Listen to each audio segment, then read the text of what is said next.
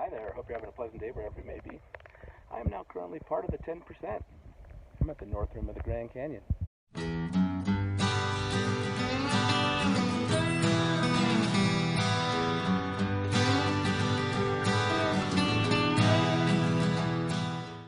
Now here I am at the north rim of the Grand Canyon. Now I have visited the Grand Canyon in a couple of videos so far, but they were both to the south rim. If you'd like, you can check them out. One was the Four Corners video, and the other was the Arizona Route 66 video. But what do you say we get back to this one? The north rim of the Grand Canyon is in northern Arizona and can best be described as being in the middle of nowhere. There's really no easy way to get here, and there really aren't any major towns around to speak of. Mostly just a couple of gas station outposts and things like that. So there's not a lot of civilization in these parts. Now, when it comes to the Grand Canyon, not all rims are created equally. There's actually some pretty significant differences between the north and the south. But I'll do my best not to make this a comparison video, though there will be times where it'll be worth mentioning the differences between the two. Probably the most significant difference is that the north rim sits at about 8,000 feet of elevation, while the south rim sits at about 7,000 feet of elevation. And pretty much most of the other differences are derived from that fact. Now, the big question is, why is there a difference? Well, the chunk of land that the Colorado River cut through, the Kaibab Plateau, it's a little tilted. So as it cut through, it left this big open space where south was at 7, north was at 8, and that's where it is. Because the north rim sits at about 8,000 feet, it also gets significantly more precipitation throughout the year, mostly in the form of snow. It gets about 2 or 3 times as much snow as the south rim does. With all that extra snow melt, that water is going to want to go somewhere, and it really wants to get down to the Colorado River. As a result, it fundamentally changes the shape of the canyon from the north and the south. The south rim has very steep cliffs that drop off and go very deep into the canyon, whereas the north rim has a lot of tributaries that are eroding away, and you kind of get this slow step down before you get down to the river. And also the rim is actually retreated much further from the Colorado River than the south rim. Now, as a result of being several miles further away from the Colorado River, there's actually only a couple of spots where you can see it. They're kind of near each other. So you don't get to see the river as much as you can from the south rim, but you don't really need to. You know, it's all the tributaries that make the side canyons.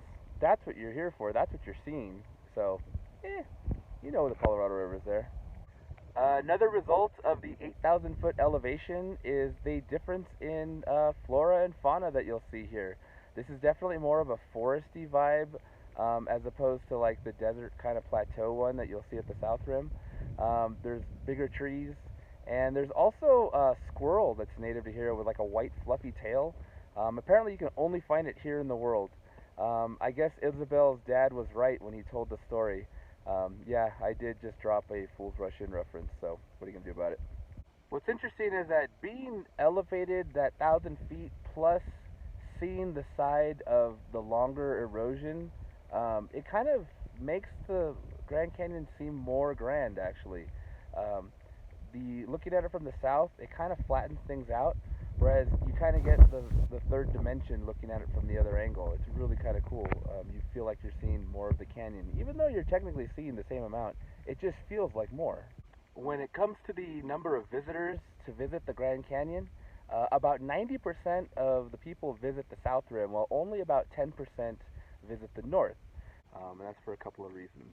One is the south rim is year-round, whereas the north rim is closed. It's only open from May to October because of that excess snow melt. It's just too much trouble to keep it open. So that's one factor. The other is that the south rim is just closer to people. Flagstaff, Williams, there's facilities there. The north rim is kind of in the middle of nowhere. There's really nothing out here. It takes a little bit of effort to get here. Just across the way, that's where the south rim of the park is. As the crow flies, it's only about 10 miles. If you want to drive it, it's about 200 miles. The other option, I guess, would be to hike it. It's only about anywhere from 22 to 25 miles, but it's going to take you like a day, maybe 2. So just keep your options open. Now, when you come to visit the park, your first stop is probably going to be the north rim, like with the visitor center and all the other major facilities that you would need for a visit to a national park. The visitor center at the North Rim is also considerably smaller, and there's only one of them compared to the South Rim, where there's the main visitor center, but there's several other things that could probably be called visitor center. There are little museums and things like that that offer more information. This one, short, sweet, gets to the point. Like most national parks, the North Rim also features a signature lodge, in this case the Grand Canyon Lodge. It was originally built in 1928, but then in 1932 there was a fire and it sat abandoned for about 4 years until it was rebuilt in 1936. Now they rebuilt it with a lot more stone this time, so it was a little more fire resistant, but I gotta say the rebuilt one is pretty beautiful. Inside, real big open spaces. There's this room with huge windows that overlook the canyon. It's really, really nice in there. Also, there's some verandas with some wooden chairs that look really comfy. Great place to watch sunsets and things like that. From the front here, it looks a little ho-hum, but it's really striking when you look at it from the canyon side. It's kind of just right there, overlooking right on the edge, kind of like a castle. It's really cool looking. Now, the main building of the lodge is not actually where the rooms are. They're actually a bunch of cabins that are kind of scattered throughout the woods here.